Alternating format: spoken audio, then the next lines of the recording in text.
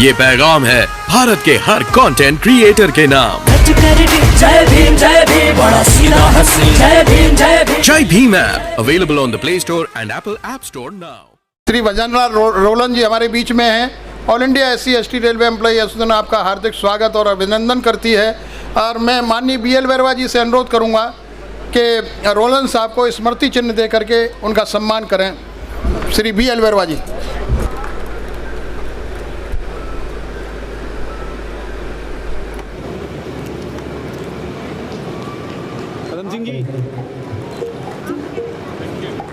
और हमारे पदाधिकारियों को संबोधित करें। आदरणीय श्री BL बैरवा जी, राष्ट्रीय अध्यक्ष रेलवे एम्प्लॉइज एसोसिएशन, आदरणीय अशोक कुमार जी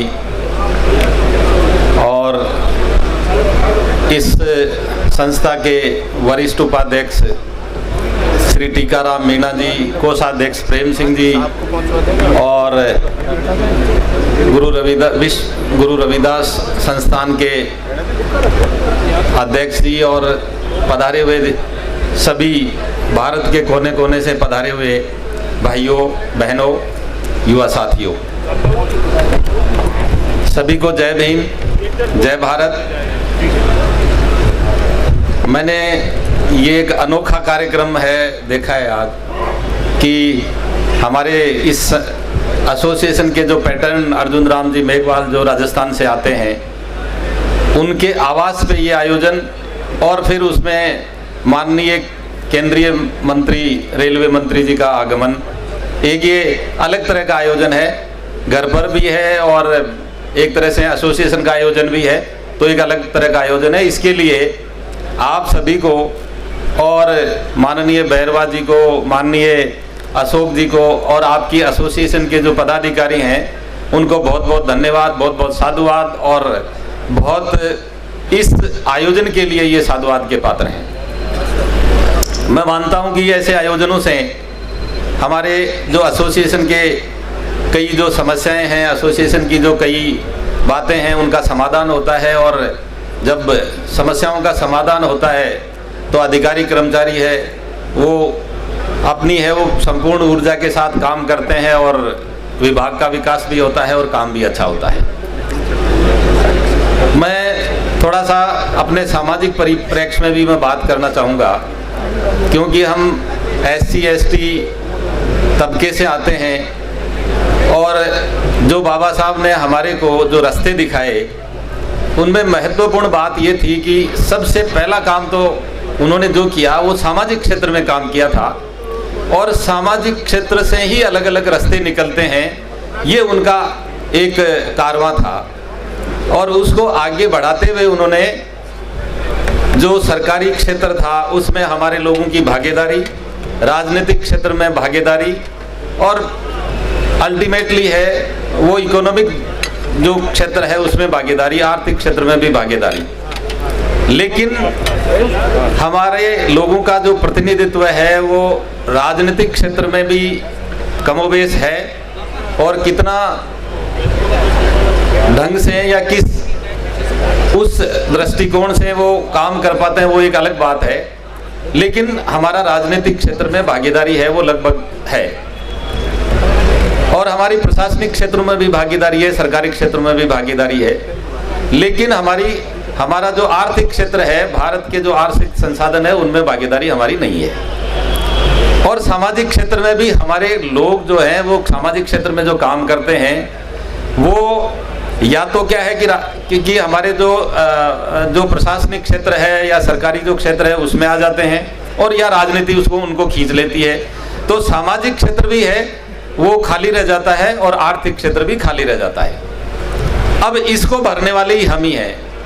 तो मैंने ये देखा है कि हमारे जो अधिकारी कर्मचारी रिटायर होने के बाद में घरों में बैठ जाते हैं, तो ये हमें नहीं करना है। मैं जहाँ तक मानता हूँ यहाँ जो बैठे हैं वो सारे सामाजिक रूप से भी सक्रिय लोग हैं और अपने क्षेत्र में जहाँ काम कर रहे हैं वहाँ तो सक्रिय है ही। तो आप लोग मैं मानता हूँ कि यहाँ बैठे हैं वो नहीं बैठ सकते घरों में, लेकिन हमारा जो सरकारी क्षेत्र में जो आदमी है वो रिटायर होने के बाद में अगर सामाजिक क्षेत्र में काम करने लग जाए तो मैं मानता हूं कि हमारे जो लोग हैं उनकी काफ़ी समस्याओं का समाधान मिलने लग जाएगा। लेकिन ये अभी नहीं हो रहा है। तो इस चीज़ को हम है वो नीचे के स्तर तक आगे बढ़ाएं। दूसरा जो आर्थिक क्षेत्र है या संसाधन है उनमें हमारी भागीदारी नहीं हो पाई। सबसे दो बड़ी गलतियां हैं वो आज़ादी के बाद में हुई है, और वो सरकारों और उस समय के जो प्रशासनिक तंत्र था उसमें उसके कारण वो हुई है। बाबा साहब ने आर्टिकल 45 में ये प्रावधान किया था कि संविधान लागू होने के विदिन 10 ईयर्स 10 साल के अंदर अंदर अनिवार्य एवं निःशुल्क शिक्षा है वो प्रावधानित की जाएगी। अगर आप ये देखिए कि 60 के दशक में अगर अनिवार्य एवं निःशुल्क शिक्षा अगर लागू हो जाती तो हमारे लोग, और मैं तो ये कहता हूँ हमारे ही नहीं बल्कि दूसरे लोग भी जो है ना वो आज जो अनपढ़ गंवार जो लोग हैं ना ये नहीं होते। आज हिंदुस्तान की तस्वीर अलग होती, हिंदुस्तान के एजुकेशन की तस्वीर अलग होती। लेकिन ये जो 60 के दशक में जो लागू होना चाहिए था वो 2020 के दशक में लागू हुआ।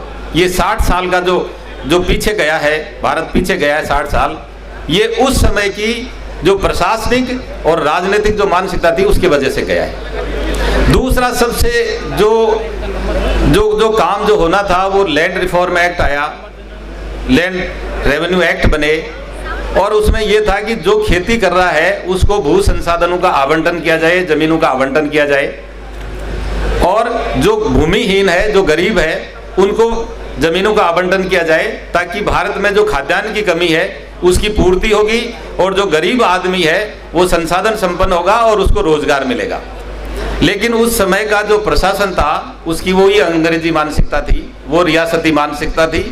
उसको गरीब आदमी जो थे, वंचित जो वर्ग था, उसको वो जमीनें आवंटित करनी नहीं थी और उन्होंने नहीं की।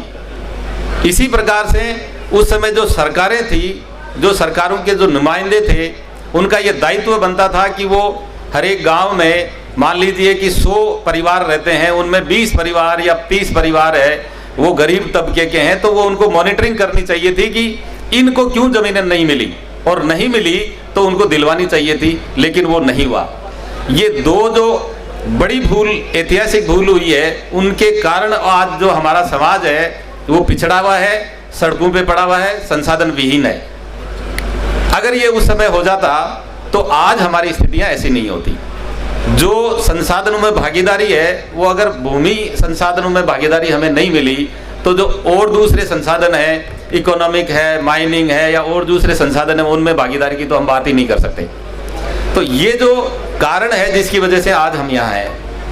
अब हम जो पढ़ा लिखा तबका है, हमारा जो पढ़ा लिखा तबका है, उसको मूल रूप से क्या है कि ये जो वर्तमान स्थिति है उसमें समाज को हम किस तरह से आगे बढ़ाएं, किस तरह से हमें वो हमारे जो गरीब आदमी है उनको साथ लेकर के चलें, संसाधन संपन्न बनाएं।